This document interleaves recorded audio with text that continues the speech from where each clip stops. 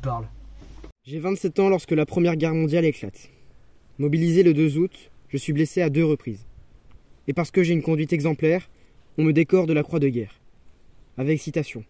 Je suis récompensé pour avoir bien fait la guerre. Ce n'est qu'en mars 1919 que je suis démobilisé, que je peux enfin rentrer chez moi, dans ma chère montagne bourbonnaise. Je retrouve alors mes 2 petites femmes. Celle qui est mon épouse chérie depuis 1913, Marie-Louise, institutrice, comme moi, que j'ai rencontrée à l'école de la Prugne. Et puis, ma charmante petite fille de 5 ans, Anne-Marie, que je connais à peine. Saloperie de guerre. Tout ça pour ça. Pour voir aujourd'hui la France vaincue et envahie à la botte de l'Allemagne et de ce fou d'Hitler.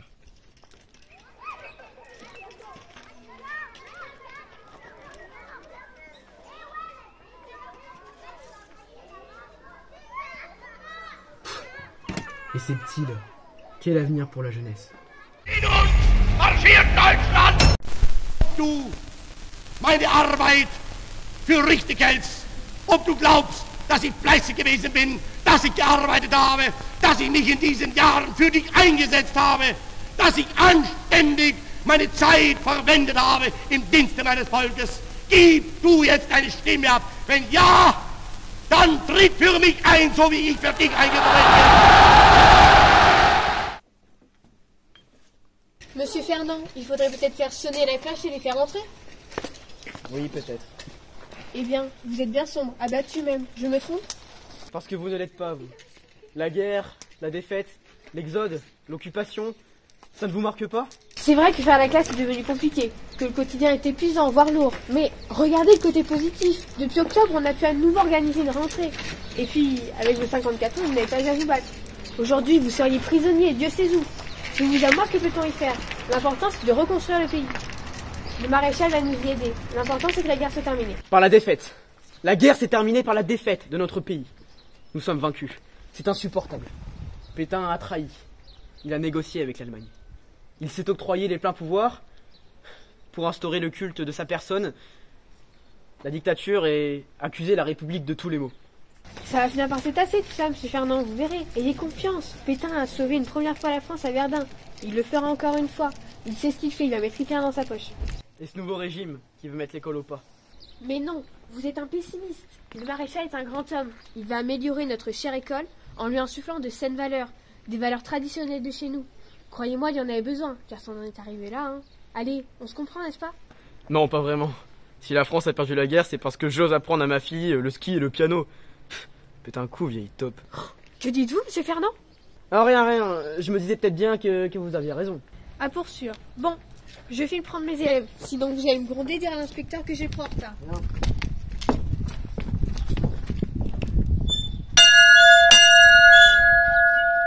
Bonjour, maître. Bonjour. Bonjour, maître. Bonjour. Bonjour, maître. Bonjour, maître. Bonjour, maître.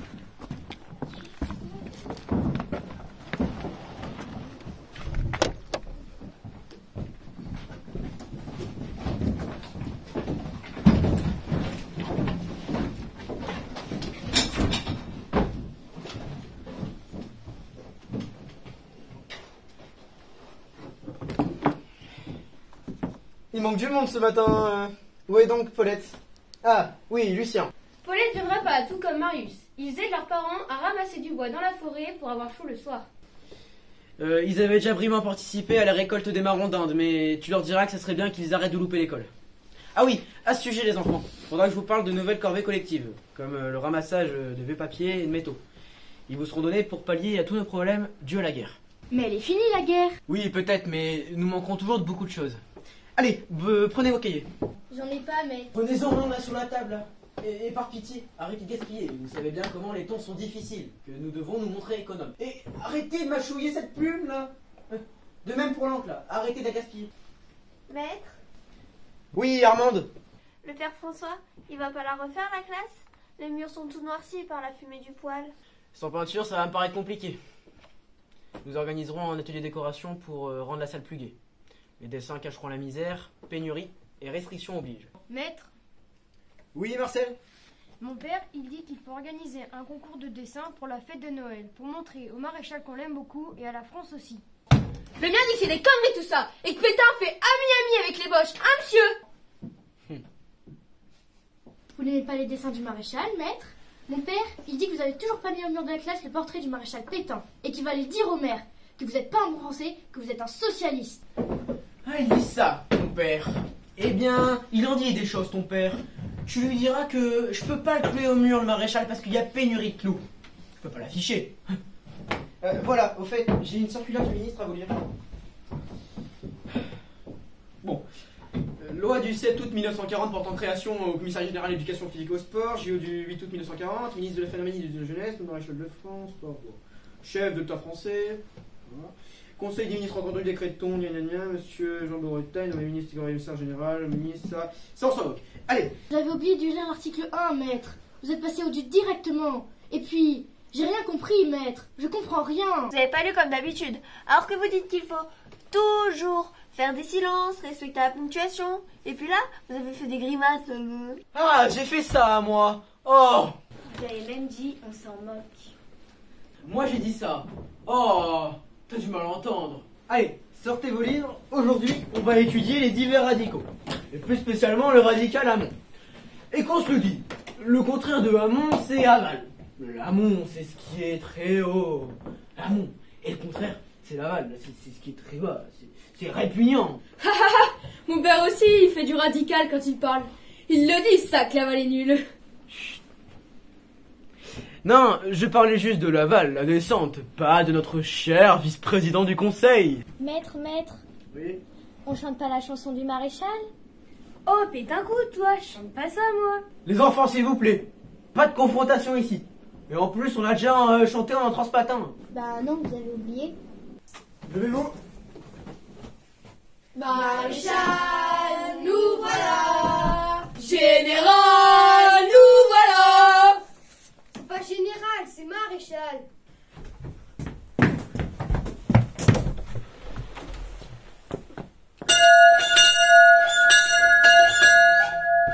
Ouf, ce n'est pas le gong, petit Léonard. Allez, sortez-nous. Ouais. Mais on n'a pas chanté. Qu'est-ce qu'il y a? Poussez pas.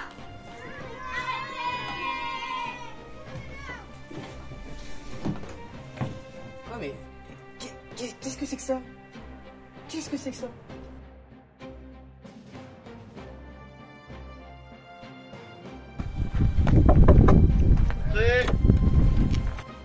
Bonjour monsieur le recteur, que me vaut le plaisir de votre venue. Monsieur l'inspecteur, bonjour. Un très important. Votre école Carnot ainsi que l'école Jules Ferry a le privilège, la chance d'avoir été choisie par le commissariat général aux questions juives ce 2 juin 1941 pour recenser les juifs résidant dans la zone non occupée pour être expulsés de notre bonne ville de Vichy. Pour chasser, expulser, mais pour où? Monsieur l'inspecteur, c'est une école ici. Un lieu où l'on éduque, où l'on instruit. Pas un lieu où l'on parque des gens comme des animaux. La discrimination, la peur et la violence n'ont absolument rien à faire ici. Monsieur le recteur, ici, on éduque et on instruit. Chaque enfant doit pouvoir y avoir sa chance et s'élever selon son mérite. L'égalité des chances, n'importe quoi. Ne me dites pas que vos croyances sont sottises. Aucune idée n'est plus fausse que celle-ci. La patrie est un corps dont chaque Français est un organe. Et cela commence à l'école. Le lycée est redevenu payant pour les enfants de bourgeois, les ouvriers qui iront dans des centres d'apprentissage. J'ai bien appris ma leçon, monsieur l'inspecteur. L'école doit élever les âmes. Justement, la faille. La Révolution nationale, c'est la nouvelle France, la vraie. Celle des valeurs, celle du redressement, celle de l'homme nouveau, celle d'une conscience neuve pour notre jeunesse. Il faut que l'école s'emploie à former une jeunesse résolue, virile, et bien préparée à l'accomplissement de son devoir militaire. Vous savez, je m'inquiète pour vous, la faille. Des bruits courts. Des bruits. Comme quoi vous serez franc-maçon. Vous appartiendrez à la loge, la cosmopolite. Vous savez ce que cela signifie si cela s'avère vrai? La franc-maçonnerie est la principale responsable de nos malheurs actuels. C'est elle qui a appris aux Français le mensonge. Et c'est le mensonge qui nous a menés où nous sommes. Vous êtes dans le collimateur, la faille. Vous risquez la radiation. De bons Français nous ont écrit. Vous seriez un agitateur, un pacifiste qui pervertit notre jeunesse. Vous êtes surveillé, vous savez. Baliverne. Vous n'inculquiez pas l'admiration de notre nouveau chef de l'État, le maréchal Pétain, à qui nous devons tout. Vous m'entendez? Tout! Le maréchal a fait don de sa personne pour protéger la France. J'ai prêté serment au nouveau régime. Pensez-vous que nous soyons dupes, Lafaille? Je suis un maître d'école qui instruit ses élèves, qui apporte son savoir, qui éduque les citoyens de la France de demain en leur apportant sa conscience d'homme libre, sa foi en le destin d'une humanité meilleure. Pour Pétain, l'école est le cœur de la Révolution nationale. Au-delà des écoliers, c'est la famille qui est visée. Il s'agit d'apprendre le sens de l'effort et la collectivité, oubliés sous la Troisième République. Ce sont des idéalistes comme vous qui ont plongé la France dans le gouffre. Regardez où vos idées socialistes et marxistes nous ont menés. À l'anarchie. Vous êtes un républicain convaincu, Lafaille. Un admirateur de l'intellectualisme. Un ingrat qui a mis dans la tête de la jeunesse de France relâchée des valeurs permissives, libérales, laïques et égalitaires, en contradiction avec les valeurs traditionnelles qui sont les nôtres, le travail, la famille, la patrie. L'école a failli dans sa mission de formation. Vous n'avez pas su inculquer le devoir et l'amour de la patrie à vos élèves. Il faut tout changer, refaire des Français. Et c'est à l'école que le redressement national doit commencer. D'où les purges que vous opérez parmi mes collègues réfractaires et ou de gauche, francs-maçons, juifs. Nous avons besoin d'hommes et de femmes régénérés qui croient en la Révolution nationale. Des vrais patriotes, rassemblés autour des idées de la nation, du travail, de la famille et de la patrie. Oubliez l'école de Jules Ferry. Tenez, le portrait du maréchal n'est toujours pas au mur. Et je suis certain que si je fouille, je trouverai encore certains symboles de cette Troisième République qui vous est chère, comme le buste de cette Marianne. Et vos élèves connaissent-ils la chanson dédiée à la gloire du maréchal? Ne dites rien, j'ai la réponse. Lafaille, mettez-vous bien ça en tête. Le redressement moral et intellectuel du pays passe par l'enseignement de la nouvelle idéologie. L'homme nouveau, doté du goût du sacrifice et de l'effort, dépourvu d'individualisme, d'appétit matériel et de faiblesse, naîtra de la Révolution nationale, qui rendra la fierté à tous. L'école est le lieu privilégié dans la mise en œuvre de ce que veut le maréchal. La jeunesse est essentielle dans le plan de redressement du pays. Nous devons la contrôler et la façonner. Le portrait de Pétain doit être affiché dans votre classe. Vos élèves doivent avoir entre leurs mains le matériel scolaire à l'effigie du chef de l'État. Les protège-cahiers, les bons points, et aussi, ils doivent lui faire parvenir des lettres et des dessins. Des dessins à la place de faire des exercices de maths sur les baignoires qui fuient. Bien, montrez-moi ce que savent vos élèves. Et j'espère ne pas trouver dans votre bibliothèque les ouvrages interdits comme Brosselette ou Lavis. Et j'espère pour vous ne pas retrouver votre mollesse chez les élèves dans l'application des programmes. Bien, je vois que vous avez dégagé 4 heures pour les enseignements nouveaux, tels que les activités sportives de plein air. Il faut en effet viriliser la jeunesse, lui rendre santé, courage et discipline. Un corps sain dans un esprit sain. Je vois également que les travaux manuels occupent une large place. Une bonne chose, cela renforcera les séparations des sexes et des fonctions. Aux femmes, la couture, la tenue du foyer. Et aux hommes, la bêche. À chacun sa place dans la nouvelle société régénérée. Tiens, petit, amène-moi ton cahier.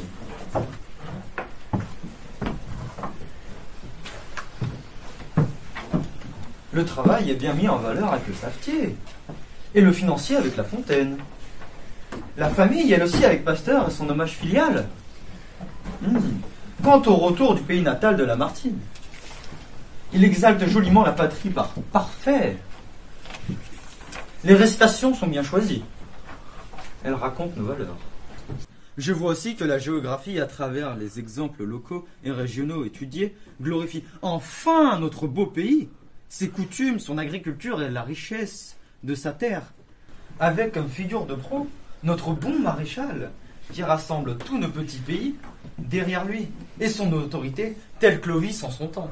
Seriez-vous devenu un bon serviteur de l'État, Lafaille? Je respecte la propagande. Petite, parle-moi du travail et de la morale qui en découle. Il faut aimer son travail, car elle sera mieux fait et nous rendra heureux. Excellent.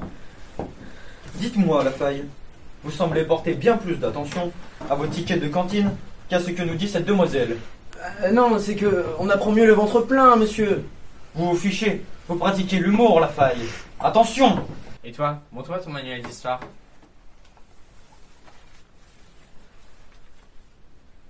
Ah, il fallait s'en douter. Un manuel républicain valorisant les idées subversives de la Révolution française.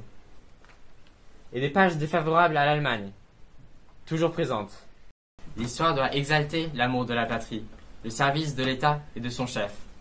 Gloire à Clovis, un grand homme, un vrai chef, comme les Philippe Pétain. Mon garçon. Oui, toi. Chante-nous, maréchal, nous voilà. J'ai maréchal, nous voilà. Devons-nous être surpris? Destinée à être apprise par cœur, cette chanson, devenue l'hymne national, affirme la dimension messianique de notre chef, Philippe Pétain. Nous jurons de servir et de suivre tes pas. Rien de tout ça dans votre école, La Faille. Pétain, c'est la France, c'est Pétain. C'est simple, j'attends vos explications, La Faille. Quant à la question de la laïcité, désormais, grâce au maréchal et à Dieu, elle n'existe plus. La notion divine est la seule base possible. Avez-vous organisé les 90 minutes d'instruction religieuse? J'espère y trouver une place de choix, comme la volonté de servir, la communauté nationale, le loyalisme, et surtout la famille. Oui, ben j'ai compris maintenant. Monsieur le recteur, justement, je vous ai fait parvenir une lettre dans laquelle j'ai fait valoir, en tant qu'ancien combattant, j'ai fait la Première Guerre mondiale, mes droits à la retraite par anticipation. J'ai tout de même 55 ans. Vous demandez votre mise à la retraite par anticipation? Oui, c'est exactement ça. Comment la refuser à un ennemi du régime? Ah, ma fille! Bonjour papa. Tu sais, je suis vraiment fier de toi. Te voilà mariée maintenant. Et une dame, n'est-ce pas, Madame Menu? Et, pharmacienne Arion, que le temps passe vite. Mais toi, comment vas-tu? Bien papa. Je vois que tu t'occupes. Eh oui. Un vrai cultivateur. J'aime bien cultiver mon jardin, disait Candide. J'y trouve là une grande satisfaction. Celle du devoir accompli. Et les beaux légumes qui en découlent sont le résultat de mes peines. Tu sais, je m'inquiète pour toi. Qu'est-ce qu'il y a? Quoi, qu'est-ce qu'il y a? Tu n'es pas raisonnable. Tu es enceinte de quelques mois et tu t'engages dans la résistance. Toi-même, tout en travaillant dans ta pharmacie, tu ravitailles des gens en médicaments, tu camoufles et distribues des journaux clandestins, tu héberges des gens qu'il ne faut pas, et je devrais pas m'en inquiéter. Tout va bien papa. Tout va bien, tout va bien. Max ou bénévole, je sais même plus comment l'appeler, moi, ton mari. C'est l'un des plus grands résistants d'Auvergne, et je devrais pas m'inquiéter. À qui le dois-je? Pardon? Qui m'a inculqué ces valeurs républicaines et humanistes si ce n'est toi? Qui a quitté ses fonctions d'instituteur parce qu'il avait la haine des Allemands et qu'il ne supportait plus ce gouvernement des traites de Vichy? Tu sais, j'ai peur pour toi, ma fille. Tu es jeune, toute la vie devant toi. Bientôt un bébé. Tu prends trop de risques. Et tu veux que l'on parle de toi et de ta vie nocturne, de ce que tu fais pendant que les autres dorment, des rencontres clandestines et les armes parachutées que tu récupères et que tu transportes à droite et à gauche, hein? Le message a été répété, c'est bien pour cette nuit. Le soir tombe. Les hommes sortent de leur cachette, gagnent le terrain bien repéré que l'avion survolera tout à l'heure. Les feux s'allument, l'appareil ami arrive.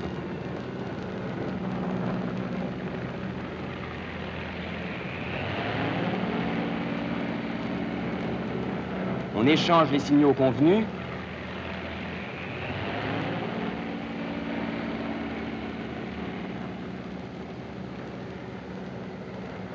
Et le premier parachute est lâché.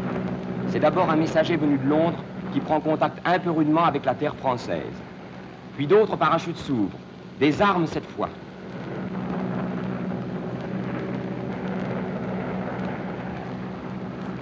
Mission accomplie, l'avion est déjà reparti mystérieux comme il était venu. Une fois de plus, à travers le ciel, les audacieux pilotes de la Royal Air Force et de l'aviation américaine ont armé la résistance française. Je suis indigné de ce que l'on fait et par les libertés qui s'amendrissent. Ils bâtissent une école politisée, totalitaire, au profit de la collaboration franco-allemande. Je suis scandalisé par la tornade de réformes ridicules, par le fait que l'on pointe du doigt certaines catégories de population, comme les juifs. Je ne pouvais pas rester à mon poste et me regarder dans une glace. C'est comme si je cautionnais cette folie qui éteint toute lumière chez les individus. Ma race, ma terre, ma patrie, ce n'est pas pareil. Moi, ma vie est faite.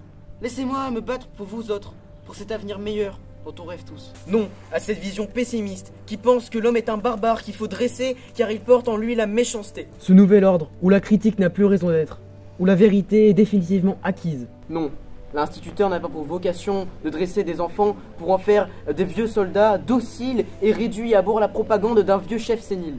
Moi, l'école dont je rêve, c'est celle de Jean Zay, celle de la République, qui vise à démocratiser l'enseignement en instaurant l'école unique. Mais surtout pas celle de Pétain, ségrégationniste et élitiste, qui fait bien attention à maintenir les hiérarchies en place. L'école de Pétain-coup, c'est celle de toutes les inégalités, où le fils d'un ouvrier restera toute sa vie ouvrier, sans espoir de s'élever dans la société. qui dès 14 ans se mettront à la charrue. Tandis que les aisés, eux, iront se former au collège et au lycée, puis à l'université, pour devenir un cadre de la société. Comment aurais-je pu accepter de sélectionner les plus doués d'entre eux pour aller se former dans ces écoles-là, tandis que les autres, eux, iront se former aux tâches leur incombant?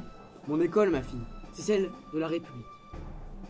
Celle qui offre à tous les enfants, quelles que soient leurs origines sociales, la taille du portefeuille de leurs parents, des prestations éducatives identiques. Non, je te jure, Anne-Marie, je ne pouvais plus continuer. Te rends-tu compte? Ce régime du mal bafoue trop de valeurs républicaines qui sont les miennes. De liberté, d'égalité, de fraternité. Te rends-tu compte? Les écoles normales ont été supprimées. Le contenu des livres sont censurés au profit d'une active propagande. Travail, famille, patrie. Au profit de ce vieux chef sénile, Pétain, et de son culte, de sa personnalité et de ses sbires. Désormais, il ne faut pas trop instruire, car apprendre est dangereux. On simplifie au maximum les enseignements pour des rudiments de connaissances. Ah, la belle affaire, l'instruction serait dangereuse, pardi. L'instruction rend indépendant et cultivé. Et ça, Pétain, il n'en veut pas. Avec lui, les filles à la maison, chacun sa place. Et puis ces Allemands chez nous, c'est insupportable. Tu m'entends? Insupportable. Il faut agir. Nous battre pour une cause supérieure à notre propre destin. Il faut résister. Tu m'entends? Il faut résister. Que crois-tu que Max et moi faisons? Quel magnifique plaidoyer, père. Je suis fière d'avoir un père comme toi. Nous sommes d'accord. J'ai besoin de toi. Si tu as mon approbation, ma fille, tu ne peux m'empêcher d'avoir peur pour toi. Pour ce qui me concerne, laisse-moi vous aider encore davantage. Nous ne sommes pas les seuls à partager nos idées, tu sais. Un peu d'action me fera le plus grand bien. C'est décidé. Je vais rejoindre le maquis d'Auvergne. Parle-en, Max. Je ne suis pas d'accord. J'ai beaucoup trouvé pour jouer les Boy Scouts. Trop vieux. On aura besoin de toi pour autre chose. Comme par exemple mettre en relation les maquis et ceux de l'extérieur. Par mon métier, j'ai de nombreux contacts importants parmi mes collègues. Justement, c'est indéniablement un atout. Un imprimeur près de Lyon.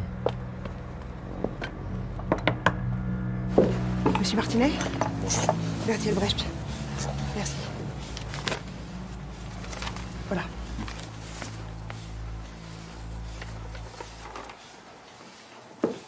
On doit informer l'opinion sur les données réelles de la situation. Lui ouvrir les yeux sur les enjeux vitaux. Et pour ça, il faut que nous puissions réaliser un véritable journal. Je sens que ton mari et toi n'avez pas fini de me supporter et de me voir faire des allers-retours sur Orion. Papa, je suis venue te dire que je m'en vais. Tu t'en vas? Oui, au maquis, et loin d'ici. La situation est devenue trop dangereuse. La Gestapo nous cherche et je me suis séparée de la pharmacie. Et ta fille? J'ai pensé que maman pourrait s'en occuper. Cette fois, tu ne m'en empêcheras pas. Je pars avec toi. Ton mari est une tête brûlée au sang bouillant, prêt à toutes les audaces, à toutes les aventures. Il faut bien que quelqu'un te protège. Hé, voisin! Cette fois, je pars avec Marinette. C'est la bonne. Et les poches, ils seront pas à la noce. Allez, Profin, on y va. Profin? Son nom dans la clandestinité. Capitaine Profin des FFI. Capitaine, moi capitaine, à 57 ans. Ah, je dois être le plus vieux capitaine qui existe au maquis alors. Mais alors, où est-ce qu'on va? Prendre part au grand combat qui va libérer la France. On a reçu l'ordre de rejoindre le Montmouchet dans la marche du Ride et de nous regrouper. La mobilisation générale a été décrétée. Mais pour y faire quoi? Un réduit a été organisé, d'autres aussi, à la Truyère, pour retarder l'avancée des troupes de la Wehrmacht, en vue du débarquement vers la Normandie. Les maquisards arrivent de partout, de Saint-Flour, de Clermont. On doit rejoindre Max au poste de commandement, dans une maison forestière, pour y organiser le service de santé. Le grand jour! Enfin! L'autre miracle, c'est que malgré les 20 polices et les troupes allemandes qui battent de leurs bottes nos villages, nos champs, nos chemins, les jeunes gens de France, chaque jour, montent vers le maquis, volontaires, toujours plus nombreux pour une vie toujours plus rude, par un, par deux, par trois, ils sont aujourd'hui des dizaines de milliers. L'Allemagne a ses camps de concentration, la France a ses camps de liberté.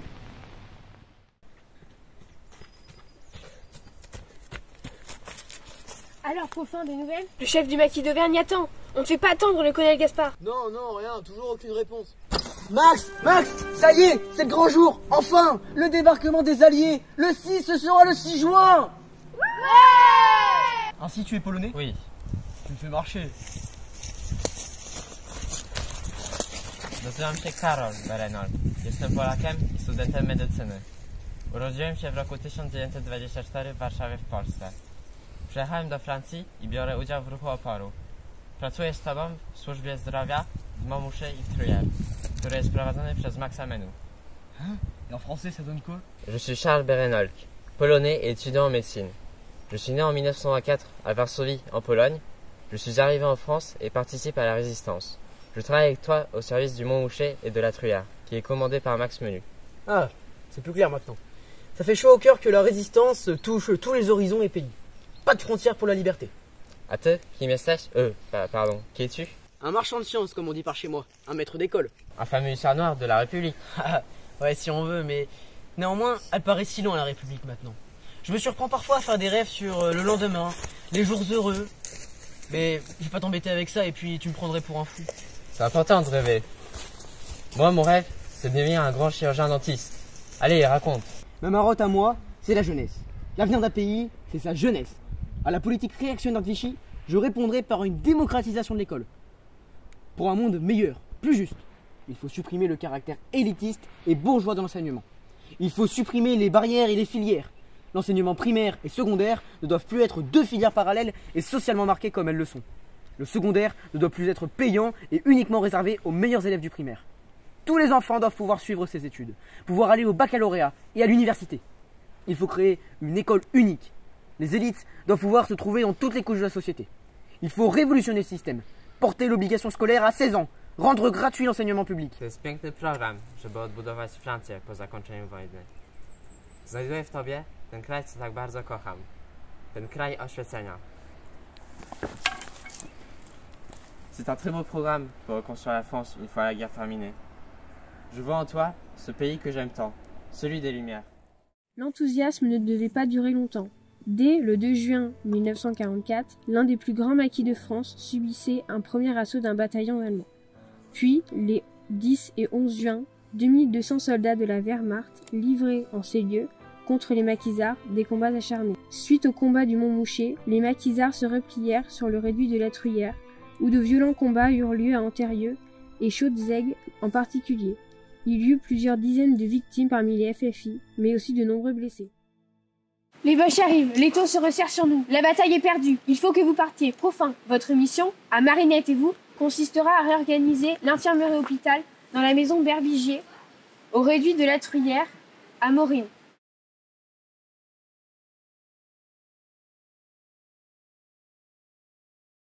Il faut décrocher et rejoindre la Lozère. Tenter le tout pour sauver les 63 blessés. Suivre la voie des Boisés et encaisser de la Truyère. 2 colonnes de volontaires se formèrent pour tenter de les évacuer. L'évacuation fut compliquée du fait de l'impossibilité d'utiliser des véhicules, les routes étant coupées. Dans la nuit du 20 au 21 juin, les blessés, sur des brancards de fortune pour les plus gravement atteints, prirent les chemins de montagne puis franchirent le Bé.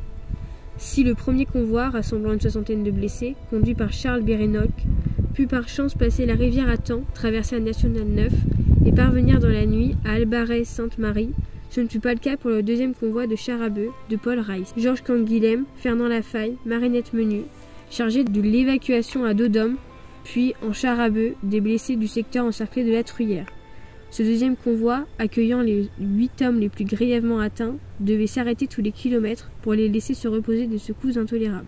Et puis, le 22 juin 1944, vers 15h, au niveau du pont d'Estrémiac, sur la commune de Saint-Just, dans le Cantal, le convoi fut intercepté par une patrouille allemande, forte de 100 à 150 hommes, venant de Saint-Chély-d'Apcher.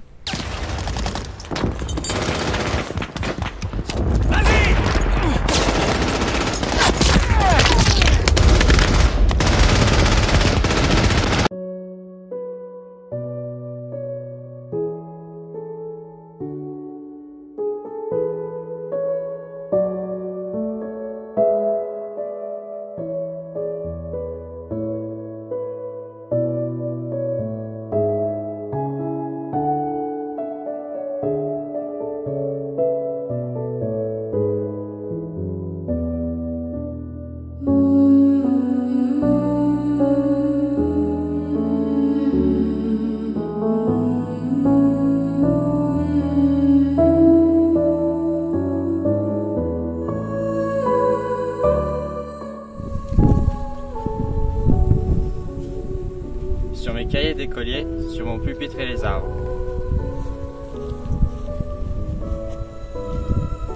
Sur le sable de neige, j'écris ton nom. Sur toutes les pages lues, sur toutes les pages blanches.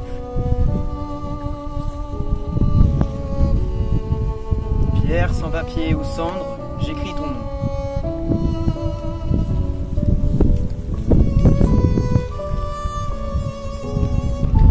Valence, Liberté!